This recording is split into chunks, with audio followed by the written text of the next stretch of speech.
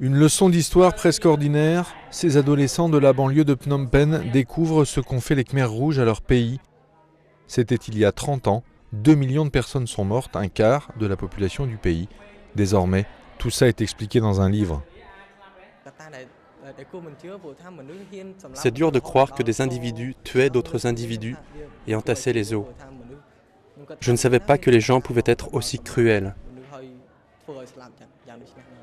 Jusqu'à présent, le sujet était resté tabou. La société cambodgienne a longtemps fermé les yeux, d'autant qu'une partie des cadres du pouvoir et de l'administration est encore composée d'anciens Khmers rouges. Pour comprendre, certains étudiants ont visité le musée du génocide. C'est entre ces murs que 15 000 personnes ont été torturées, puis emmenées à quelques kilomètres pour être abattues. Mais il faudra beaucoup d'explications pour que ce passé tragique soit transmis aux générations futures. Maintenant, les étudiants s'intéressent. Ils arrêtent de nous dire que c'est une fiction. Ils arrêtent de tout mettre en doute. À quelques kilomètres de là, Duch, ancien patron de la prison, est enfin jugé pour avoir supervisé la torture, les aveux, les exécutions. Mais si le procès est important, l'éducation l'est tout autant.